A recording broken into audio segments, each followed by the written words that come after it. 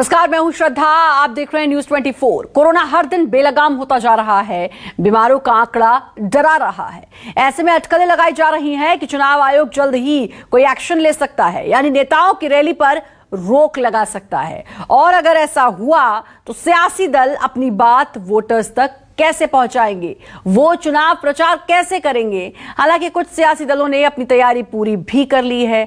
आइए देखते हैं किस पार्टी की क्या तैयारी है।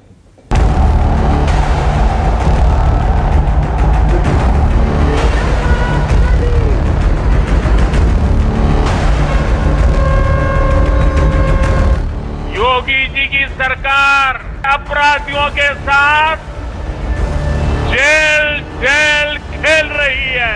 माफिया उत्तर प्रदेश छोड़कर चले गए हैं। यहाँ माफिया का राज नहीं है, कानून का। भाइयों बहनों, जो कहा सो करके दिखाया।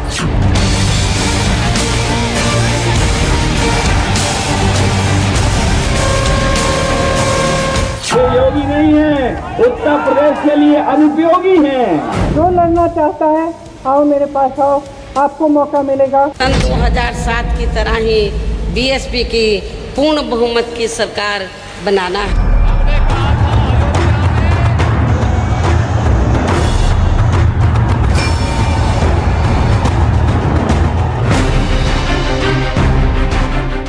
यूपी में विधानसभा चुनाव से पहले ये तो सिर्फ ट्रेलर था।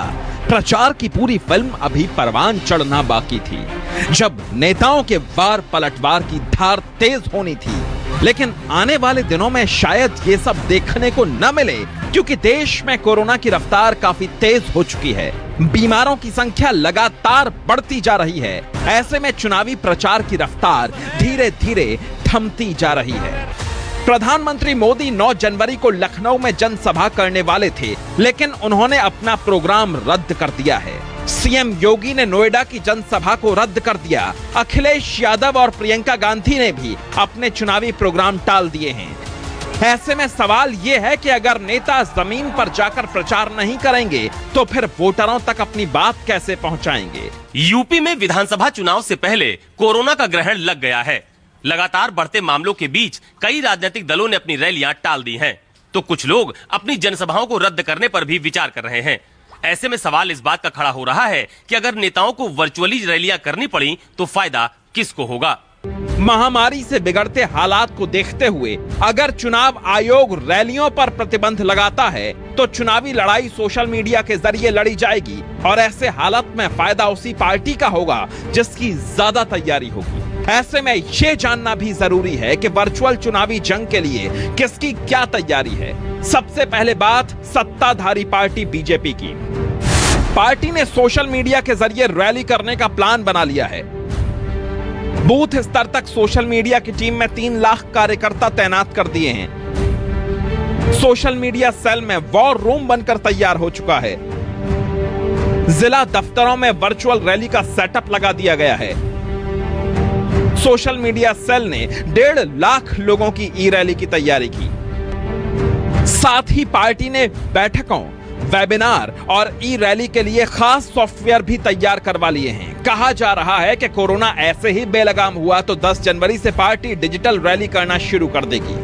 वर्चुअल मीडियम के मामले में भारतीय जनता पार्टी, आज उसकी आईटी टीम, आज उसकी सोशल मीडिया टीम बहुत समृद्धशाली है। पिछले कोरोना की लहर के दौरान भारतीय जनता पार्टी का बूथ लेवल तक का कार्यकर्ता वर्चुअल मीडियम से भारतीय जनता पार्टी के नेतृत्व के साथ सीधा जुड़ा रहा है, और भारतीय जनता पार्टी के नेतृत्व ने सेवा ही संगठन का जो टास्क भारतीय जनता पार्टी के कार्यकर्ताओं को वर्चुअल मीडियम के माध्यम से सौंपा था, उसको भारतीय जनता पार्टी के कार्यकर्ताओं ने ग्राउंड लेवल पर उतारने का काम किया है। इसलिए आज भारतीय जनता पार्टी को अगर वर्चुअल तरीके से चुनाव लड़ने के लिए संवाद करने की आवश्यकता पड़ी तो कम्युनिकेशन के माध्यमों में भारतीय जनता पार्टी बहुत सशक्त साबित होगी। उत्तर प्रदेश के अंदर में भारतीय जनता पार्टी की सरकार में उत्तर प्रदेश की जनता ने जो दर्द झेला है, महंगाई का दर्द झेला है, बेरोजगारी का दर्द झेला है, कोविड में अपनों को खोने का दर्द झेला है, किसानों को रौंदने का दर्द झेला गया है, उत्तर प्रदेश की जनता ने तय कर लिया है। रैली हो, सामान्य रैली हो या वर्चुअल रैली हो, उसने भारतीय जनता पार्टी की विदाई का मन बना लिया है। जिस तरह से रैलियों और जनसभाओं के जरिए अखिलेश यादव ने बीजेपी को कड़ी टक्कर दी है, उसी तरह से समाजवादी पार्टी ने भी वर्चुअल रैली की रणनीति तैयार की है। पार्टी ने सोशल मीडिया की टीम तैयार की है। लोगों तक अपनी बात वर्चुअल रैली के जरिए पहुंचाई जाएगी। शहर और गांव में प्रचार के लिए डिजिटल तैयारी कर ली गई है। अखिलेश यादव की जनसभा एलईडी स्क्रीन के माध्यम से लोगों तक पहुंचेगी। उत्तर प्रदेश में अभी ऐसे बहुत से इलाके हैं, बहुत से ऐसे गांव हैं, बहुत इंटीरियर जगह है जहां पे अभी नेट की सुविधाएं नहीं है, वहां वर्चुअल रैली होना संभव नहीं है। तो वहां नुक्कड़ सभाओं के माध्यम से या किस तरह से वहां पे रैली की परमिशन दी जाएगी या चुनाव आयोग इस पे किस तरह का कदम उठाता है, ये देखने वाली बात है। देखिए, वर्चुअल रैली और सामान्य रैली में बहुत फर्क है।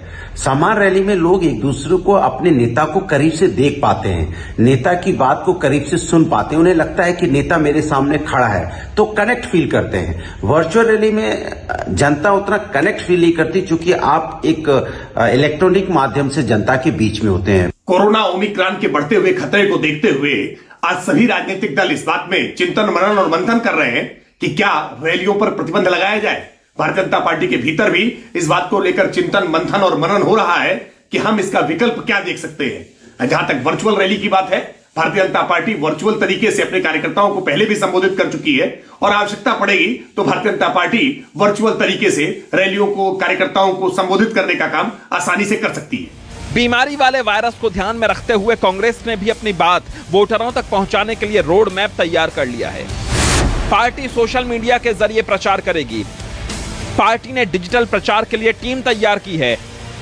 रैलियों के लिए एलईडी स्क्रीन लगाने की तैयारी की गई है। पार्टी दफ्तर में वॉर रूम तैयार किया जा रहा है। कार्यकर्ताओं को सोशल मीडिया की ट्रेनिंग दी जा रही है। उत्तर प्रदेश व देश में लगातार कोरोना के मामले बढ़ते हुए जा रहे हैं। इसको देखते हुए कांग्रेस पार्टी ने आगामी के जो प्रोग्राम थे, मैराथन, रैली, महिला शक्ति विधान का कार्यक्रम को रद्द करने का काम किया, क्योंकि कांग्रेस पार्टी को उत्तर प्रदेश की जनता की स्वास्थ्य की चिंता है। और जहां तक वर्चुअल रैली की बात है, कांग्रेस पार्टी ने वर्चुअल रैली का प्लान किया हुआ है। हम लोगों ने बिहार में भी वर्चुअल रैली का कार्यक्रम किया था और वर्चुअल रैली के माध्यम से जो श्रीमती प्रियंका गांधी जी की प्रतिज्ञाएं हैं, जो उत्तर प्रदेश के प्रारूप में है, उनको बताने का काम किया जाएगा। अब तक बीएसपी का चुनाव प्रचार काफी फीका रहा है। पार्टी प्रमुख मायावती ज्यादा एक्टिव दिखाई नहीं दी, लेकिन पार्टी ने इतने दिनों तक बेहद सीक्रेट तरीके से अपने वर्चुअल योद्धाओं की टीम तैयार की। कहा जा रहा है कि बीएसपी की सोशल मीडिया टीम पूरी तरह एक्टिव मोड में है। जूम के जरिए कार्यकर्ताओं से जुड़ने के निर्देश जारी किए गए हैं।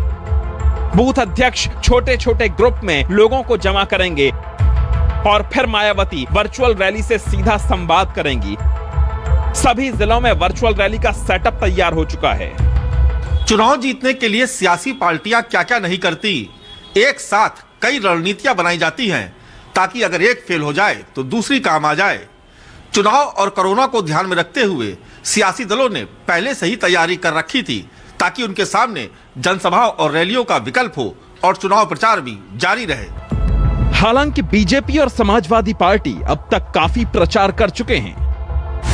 अखिलेश यादव की विजय रथ यात्रा लगभग आखिरी चरण में थी और बीजेपी की भी जन विश्वास यात्रा तकरीबन खत्म होने वाली है।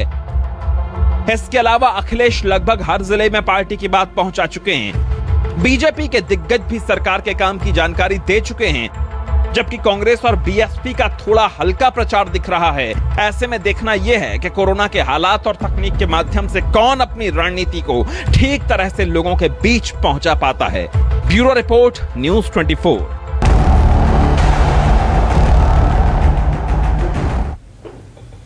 एक तरफ सामने प्रचार की चुनौती है तो दूसरी तरफ गठबंधन के सहयोगियों में नाराजगी बड़ी मुश्किल है। इसी नाराजगी को दूर करने के लिए अखिलेश यादव और जयंत चौधरी के बीच लखनऊ में बैठक हुई। कहा जा रहा है कि इस बैठक में सीटों को लेकर चल रहे मतभेद को दूर करने की कोशिश हुई। हालांकि दोनों ने ट्वीट के जरिए यूपी के भविष्य को लेकर मंथन की बात की। ऐसे में सवाल ये कि क्या आगे दोनों नेता एक साथ मंच पर दिखाई देंगे। अखिलेश यादव जिंदाबाद, तो हमारे और आपके बीच में जो पैदा करे खाई, समझ लेना वही है भाजपाई।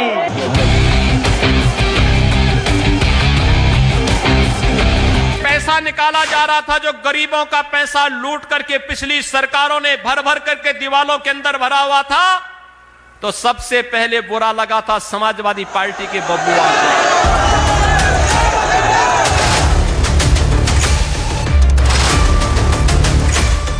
हमने और उन्होंने हाथ मिलाया है। ये चौधरी चरण सिंह जी का पुराना समीकरण लौटाने के लिए हाथ बढ़ाया है। मेरठ की इस रैली के बाद से अखिलेश यादव और जयंत चौधरी कभी एक साथ चुनावी मंच पर दिखाई नहीं दिए। अलीगढ़ में भी दोनों नेताओं को एक साथ आना था, लेकिन किसी वजह से ऐसा नहीं हो पाया, जिसके बाद सवाल उठने लगे कि क्या सीटों के बंटवारे को लेकर दोनों नेताओं में मतभेद हैं। सवाल उठे तो जवाब के रूप में एक बार फिर दोनों नेताओं की मुलाकात हुई। लखनऊ के जनेश्वर मिश्र ट्रस्ट में अखिलेश यादव और जयंत चौधरी की काफी देर तक सीक्रेट मीटिंग हुई। पश्चिमी उत्तर प्रदेश में बीजेपी को घेरने के लिए अखिलेश यादव और जयंत चौधरी के बीच चुनाव से पहले जो दोस्ती हुई थी, उसका असर अभी तक दिखाई नहीं दे रहा है। लेकिन अब दोनों दलों के गठबंधन की डोर को मजबूत करने के लिए आज लखनऊ में अखिलेश यादव और जयंत चौधरी के बीच काफी देर तक मंथन हुआ। अखिलेश और जयंत के बीच हुई इस बातचीत के बाद दावा किया जा रहा है कि दोनों पार्टियों में सीटों के बंटवारे का फॉर्मूला तैयार हो चुका है। कहा जा रहा है कि दोनों पार्टियों की कोशिश है कि पश्चिमी यूपी में जातिगत समीकरणों को ध्यान में रखकर सीटें बांटी जाएंगी, ताकि जाट मुस्लिम वोटों का बेहतरीन तालमेल हो और नतीजों में गठबंधन को फायदा मिले। देखिए, आज समाजवादी पार्टी के राष्ट्रीय अध्यक्ष माननीय अखिलेश यादव जी और राष्ट्रीय लोक दल के राष्ट्रीय अध्यक्ष माननीय जयंत चौधरी जी के बीच जो सौहार्दपूर्ण माहौल में आज एक बैठक संपन्न हुई है। भारतीय जनता पार्टी के छद्म युद्ध से कैसे प्रदेश को बचाना है, कैसे इनके फेक न्यूज़ को रोकने की कोशिश करनी है, इस बारे में भी चर्चा हुई है। क्योंकि भारतीय जनता पार्टी इस समय पूरी तरह से बौखला गई है और आपने देखा अपने सारे अनुषंगिक विंगों को उन्होंने उत्तर प्रदेश में लगा दिया है। अखिलेश यादव और जयंत चौधरी का गठबंधन कोई नया गठबंधन नहीं है। 2019 के लोकसभा चुनाव के दौरान सपा बसपा के साथ रालोद का भी गठबंधन था। हस्र पूरे देश ने देखा है। दरअसल अस्तित्व बचाने के लिए दोनों लोग ये ठगबंधन कर रहे हैं, लेकिन उत्तर प्रदेश की जनता, पश्चिम उत्तर प्रदेश की जनता ने अखिलेश राज का गुंडा राज, माफिया राज देखा है। एक महीने पहले भी दोनों नेताओं के बीच ऐसी ही बैठक हुई थी, जिसमें सूत्रों से यह पता चला कि जयंत चौधरी ने 45 सीटों की मांग रखी थी, जिस पर अखिलेश यादव तैयार नहीं हुए। कहा जा रहा है कि अखिलेश यादव 28 से ज्यादा सीटें देने को तैयार नहीं हैं। भले ही पश्चिमी यूपी आरएलडी का गढ़ माना जाता है, लेकिन पिछले 10 साल के दौरान चुनाव में पार्टी का प्रदर्शन निराशाजनक रहा है। 2017 में पार्टी ने 277 सीटों पर उम्मीदवार उतारे, लेकिन 266 सीटों पर जमानत जब्त हो गई। सिर्फ एक उम्मीदवार ने छपरौली से जीत हासिल की। फिर 2019 के लोकसभा चुनाव में महागठबंधन के साथ चुनाव लड़ने के बाद भी आरएलडी को सफलता नहीं मिली। पार्टी के सभी उम्मीदवार चुनाव हार गए। खुद चौधरी अजीत सिंह और उनके बेटे जयंत चौधरी भी अपनी सीट नहीं बचा पाए। लेकिन इस बार किसान आंदोलन की वजह से माहौल बदला हुआ है, क्योंकि जयंत चौधरी ने आंदोलनकारियों का पूरा साथ दिया और उनसे समर्थन भी मिला। ऐसे में उनको लगता है कि इस बार पार्टी जाट, सिख और मुस्लिमों की लामबंदी की बदौलत अपना गढ़ बचाने में कामयाब हो जाएगी।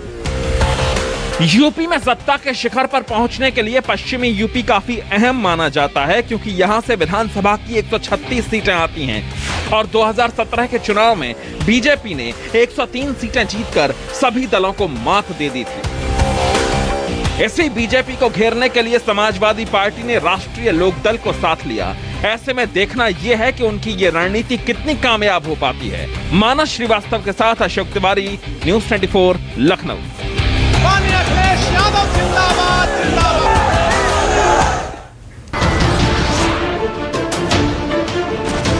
नमस्कार, मैं हूं मानक गुप्ता।